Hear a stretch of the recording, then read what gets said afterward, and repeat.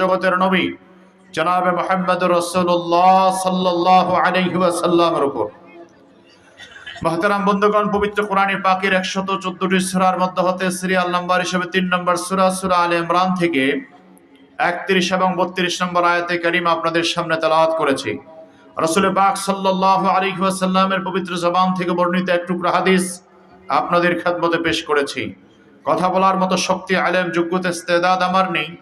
মহান মনিব আল্লাহ পাকের কাছে তৌফিক চাই, আপনাদের সকলের কাছে আন্তরিক পূর্ণ দোয়া চাই।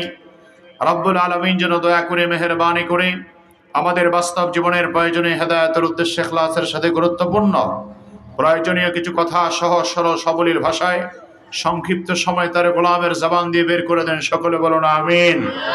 আরেকবার মহব্বতে আওয়াজ করে বলুন আমিন। কোরআনে কারিমের আজকের এই মাহফিলে আসতে পেরে বসতে পেরে আপনারা খুশি না বেজার? খুশি হয়ে থাকলে খুশির আওয়াজকে জানান দিয়ে চিল্লা সবাই বলি আল্লাহু আকবার। মুসলমান জাতির আওয়াজ পৃথিবীর সবচেয়ে শ্রেষ্ঠ আওয়াজ, সবচেয়ে উঁচু আওয়াজ। কারণ মুসলমান জাতির ইতিহাস হলো মাথা উঁচু করার ইতিহাস, মাথা নত করার ইতিহাস মুসলমানদের মধ্যে নেই। আসতে বলবেন না, জোরে বলেন ঠিক কিনা? মুসলমান জাতির মাথা একজনের কাছে নত হয়, তিনি কে? জোরে বলেন তিনি কে? আমরা দেখেছি আজকে অনেক দিন যাবত, কয়েক মাস যাবত আমাদের প্রতিবেশী রাষ্ট্র আমাদেরকে হুমকি ধমকি দিয়ে আমাদেরকে অনেক বেশি কোণঠাসা করতে চায়। আমাদের দেশের স্বাধীনতা, সার্বভৌমত্ব কেড়ে নিতে চায়। আমাদের দেশ নাকি পৃথিবীর মানচিত্রে থাকবে না বলে হুমকি দিয়ে আসছে। সুতরাং শত্রু যখন হুমকি দেয়, ধমকি দেয়, শত্রুকেও কিছু উত্তম মাধ্যম বুঝায় দেওয়ার দরকার আছে না নাই? আসতে বলবেন না, জোরে বলেন আছে না নাই? আমরা আমাদের প্রতিবেশী রাষ্ট্রকে কথা বলতে চাই, বাংলাদেশের মানুষের ইতিহাস রক্ত দেওয়ার ইতিহাস, জীবন দেওয়ার ইতিহাস, মাথা নত করার ইতিহাস নাই। বাংলাদেশের মুসলমান 1947 সালে রক্ত দিয়েছে, জীবন দিয়েছে, মাথা নত করে নাই। 1952 ভাষা আন্দোলনে রক্ত দিয়েছে, জীবন দিয়েছে, মাথা নত করে নাই। 1971 সালে পাক হানাদার বাহিনীর বিরুদ্ধে রক্ত দিয়েছে, জীবন দিয়েছে, মাথা নত করে নাই। 2024-এ রক্ত দিয়ে, জীবন দিয়ে ছাত্র জনতা প্রমাণ করেছে আমরা কোন দেশের আধিপত্য গ্রহণ করি না, করতে পারি না, পারি না, পারি না।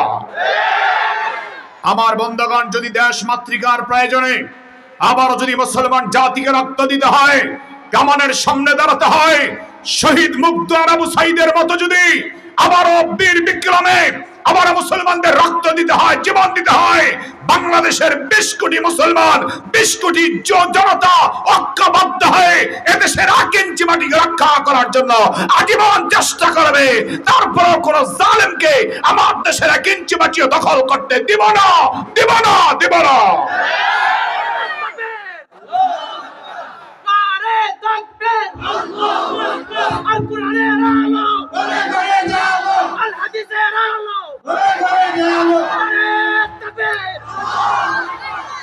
এদেশের মুসলমানের রক্ত দেওয়া লাগবে, জীবন দেওয়া লাগবে, মুসলমান দিবে, তারপর আমাদের মাথা কখনো নত হবে। আমরা মুসলমান যখন শাহজালাল রহমাতুল্লাহ আলাইহি গৌর গোবিন্দের বিরুদ্ধে লড়াই নেমেছিলেন, বিজয় দিয়েছেন কে? জোরে বলেন কে? শাহজালাল চলে গেছে, তার অনুসারী আমরা আছি না নাই? কথা বলেন আছে না নাই? আমার বন্ধুগণ, গৌর গোবিন্দের ভূমিকায় যদি অবতীর্ণ হতে চায়, আমরাও তাদেরকে সমুচিত জবাব দেওয়ার জন্য প্রস্তুত থাকতে হবে। ইনশাআল্লাহ আমরা আর কোন তন্ত্র মন্ত্র চাই না। আগামীর বাংলাদেশ আমরা চাই কোরআন সুন্নাহর বাংলাদেশ। আগামীর পৃথিবী হবে রাসূলুল্লাহর আদর্শের পৃথিবী। ইনশাআল্লাহ ইসলামের পতাকা শুধু বাংলা নয়, দিল্লির লাল কেল্লা পর্যন্ত আমরা উড়াই আমাদের মিশনকে সাকসেস করতে চাই। এই জমিন ইসলাম আমরা চাই কি চাই না? কারা কারা চাই তো হাত তুলে দেখা।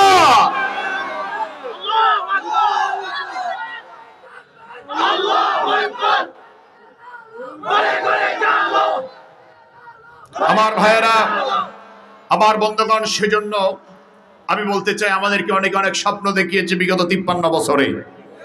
স্বপ্নের বাস্তবায়ন কিছুই হয় নাই। হয়েছে বড় বড় চোর, বড় বড় বাটপার, বড় বড় সিটার, বড় বড় ডাকাত। আসতে বলবেন না, জোরে বলেন ঠিক কিনা? যারা বলেছে ডিজিটাল বাংলাদেশ হবে, ডিজিটাল নামের কিছুই হলো না। কিন্তু ডিজিটাল চোর তৈরি হয়েছে। স্মার্ট বাংলাদেশের কথা বলে একজন স্টেজ ভেঙে নিচেই পড়ছে। তার মানে সিগন্যালটা আগে পেয়ে গেছে, স্মার্ট বাংলাদেশ গঠন করা যাবে না, কারণ স্মার্ট চোর হয়েছে। সম্ভব ছিল আমার এই দেশের প্রত্যেকটা রাস্তাকে স্বর্ণ দ্বারা যদিও বাধাই করে দেওয়া হতো, টাকার কোনো কমতি ছিল না, সম্ভব ছিল, কিন্তু চোরদের কারণে কিছুই করা যায় নাই। ঠিক কিনা বলে? আমরা আর চোরের বাংলাদেশ দেখতে চাই না, আমরা দুর্নীতিগ্রস্ত বাংলাদেশ দেখতে চাই না, আমরা খুনের বাংলাদেশ দেখতে চাই না, হিংসার বাংলা রাজনীতি আমরা দেখতে চাই না। আমরা চাই আগামী দিনের বাংলাকে কোরআন সুন্নাহ দ্বারা সাজাতে। ঠিক কিনা? আপনারা জানেন কিছুদিন আগেও আমাদের কুমিল্লার তরিকুল ইসলাম নামে একটি ভাইকে যৌথ বাহিনী নিয়ে হত্যা করেছে। সে কোন দল করে সেটা বড় বিষয় নয়। আমাদের দেশে বিগত দিনে অনেক হত্যাকাণ্ড ঘটেছে, গুম হয়েছে, খুন হয়েছে। আমরা এরকম বিচার বহির্ভূত হত্যাকাণ্ড আর কখনো দেখতে চাই? ওর 4টা ছোট ছোট মেয়ে বাচ্চা আছে, বাচ্চাগুলির দিকে তাকালে, মেয়েদের দিকে তাকালে যে কোনো প্রচন্ড হৃদয়ের মানুষ পর্যন্ত তার চোখ থেকে অস্ত্র বের হবে, পানি বের হবে। সুতরাং বিচার বহির্ভূত হত্যা নয়, অপরাধীদেরকে বিচারের মাধ্যমে শাস্তির ফয়সালা করা, সঠিক বিচার করা, সঠিক তদন্ত করা, এমনকি প্রত্যেকটা নিরপরাধ মানুষকে মুক্ত দেওয়া এবং অপরাধীদের সঠিক শাস্তি নিশ্চিত করা, ন্যায়ইনসাফ প্রতিষ্ঠা করাই হচ্ছে আল্লাহর কোরআনের একমাত্র নির্দেশ, আল্লাহ পাকের নির্দেশ। ঠিক কিনা? এই জন্য আমরা যেন এই নির্দেশকে বাস্তবায়নে সহযোগী হতে পারি। আল্লাহ তৌফিক দেখ, বলেন আমিন। আমি মুসলমান, আপনি মুসলমান, যে দল করেন যদি আপনার পরিচয় হয় আপনি মুসলিম, তাহলে আমি বলবো আপনি মুসলমান হিসাবে আল্লাহর কোরআনের পক্ষেই আপনাকে থাকতে হবে। আল্লাহর কোরআন যদি প্রতিষ্ঠিত হয় সমাজে শান্তি আসবে কি আসবে না? কথা বলেন, আসবে কি আসবে না? আল্লাহ রাব্বুল আলামিন বলেন, ও পৃথিবীর মানুষেরা, ও পৃথিবীর ইমানদারেরা, দুনিয়ার জমিনে আমি আল্লাহ তাআলা যত বিধান নাজিল করে দিলাম, সব বিধানের মাঝে শ্রেষ্ঠতম বিধান করে আমি আল্লাহ তাআলা পবিত্র কোরআন পাঠায় দিলাম। সুবহানাল্লাহ। আল্লাহ রাব্বুল আলামিন বলেন, কোরআনে কারীম আমি আল্লাহ তাআলা এমন সম্মান এবং মর্যাদা দিয়ে পাঠালাম, দুনিয়ার জমিনে যত নবী রাসূল আমি আল্লাহ তাআলা পাঠায় দিলাম, সব নবীরা চলে গেছে, সব নবীদের মুআজিজা ও বিদায় নিয়ে গেল। ঈসা আলাইহিস সালাম চলে গেল, তার মানে ঈসা নবীর মুআজিজা দুনিয়ার জমিনে অবশিষ্ট নাই। মুসা আলাইহিস সালাম বিদায় নিল, মুসা পয়গম্বরের মুআজিজা দুনিয়াতে এখন আর অবশিষ্ট নাই। দাউদ আলাইহিস সালাম চলে গেল, দাউদ নবীর মুআজিজা এখন পর্যন্ত দুনিয়ার জমিনে অবশিষ্ট নাই। কিন্তু আপনাদের সবার কাছে জানতে চাই বন্ধু, যে কোরআন আল্লাহ তাআলা পাঠিয়ে দিলেন ১৫০০ বছর আগে রাহমাতুল লিল আলামিন নবীর উপরে যে কোরআন আল্লাহ পাঠাইলেন, সে কোরআন এখনো আছে না? সময়ের পরিবর্তন হবে, আল্লাহর কালামের পরিবর্তন কখনো হবে?